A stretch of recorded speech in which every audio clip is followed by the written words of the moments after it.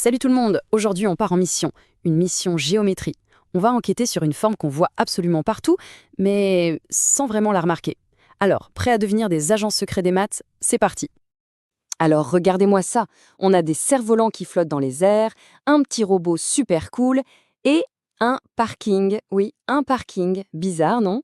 On dirait qu'il n'y a aucun rapport entre tout ça. Et pourtant, ils ont tous un point commun, un secret de construction, une forme mystère bien cachée.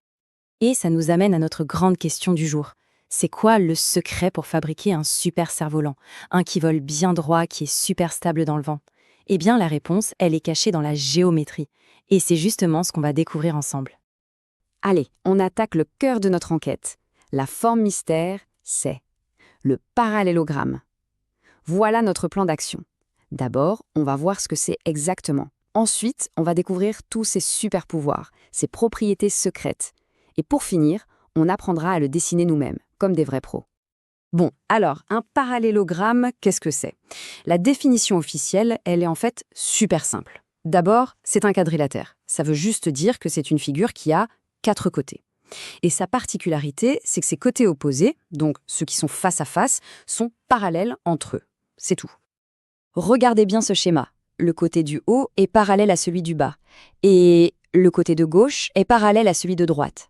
On a bien 2 paires de côtés parallèles, c'est vraiment ça, sa signature, sa carte d'identité. Si on voit ça, on est sûr à 100% que c'est un parallélogramme. Mais attendez, ce n'est pas fini. Le fait d'avoir des côtés parallèles comme ça lui donne des propriétés absolument géniales.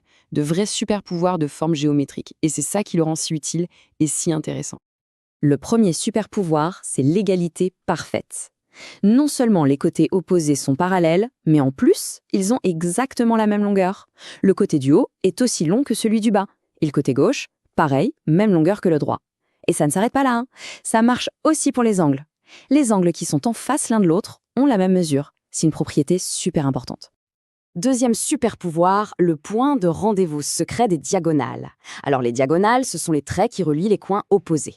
Et là, c'est magique. Quand on les trace, elles se coupent toujours pile poil en leur milieu. Ce point, c'est le centre de la figure, son centre de symétrie. C'est une règle d'or, ça ne rate jamais.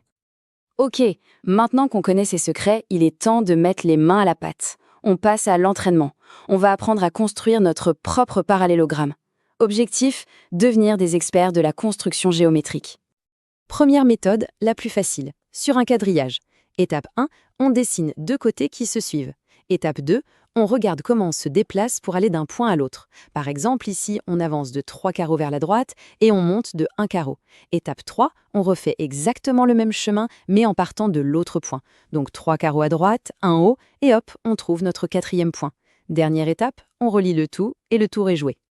Et si on n'a pas de quadrillage? Pas de panique, on sort l'outil des pros, le compas. C'est parti! On trace 2 segments qui partent du même point. Ensuite, avec le compas, on prend la mesure du premier segment, on pique sur le bout de l'autre segment et on fait un arc de cercle.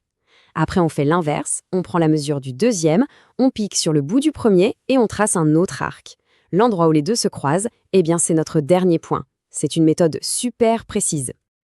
Allez, petit défi rapide pour voir si ça suit. Parmi toutes ces formes, à votre avis, lesquelles sont des parallélogrammes? Faites marcher vos yeux de détective, pensez bien aux côtés parallèles, aux longueurs égales. Ok, maintenant on passe au niveau supérieur de notre formation. Comment on fait pour opérer un parallélogramme à coup sûr, n'importe où, n'importe quand? Comment devenir un vrai pro de la reconnaissance de forme? Pour ça, c'est simple. Il y a 3 règles d'or, une sorte de checklist. Si une seule de ces règles est respectée, alors on est sûr que c'est un parallélogramme. Règle numéro 1, si ses côtés opposés sont parallèles. Ça, c'est la définition, la base. Règle numéro 2, si ses côtés opposés ont la même longueur. Et enfin, règle numéro 3, si ces diagonales se coupent exactement en leur milieu. Dès qu'on a un de ces 3 trucs, c'est gagné. Et voilà, la formation de détective est terminée. On est paré. Maintenant, on part en mission sur le terrain, pour de vrai. Allons voir où ces parallélogrammes se cachent dans notre monde. C'est parti pour l'exploration. Et on commence direct avec un exemple surprenant. Regardez bien ce parking. Chaque place, toutes les lignes blanches, ce sont des parallélogrammes. C'est une manière hyper astucieuse d'organiser l'espace en fait. Maintenant, direction l'architecture, avec du lourd. Ces tours incroyables à Madrid, regardez comme elles sont penchées. Eh bien, leurs façades, ce sont d'immenses parallélogrammes. Ça leur donne un style unique, une impression de mouvement, c'est super moderne. Et dans nos maisons, regardez cette lampe de bureau, la fameuse lampe accordéon. Son bras qui bouge, il est fait de plein de parallélogrammes reliés entre eux. Et c'est grâce à ça que la lampe peut se déplier et se replier facilement, tout en restant bien solide. C'est super malin comme système.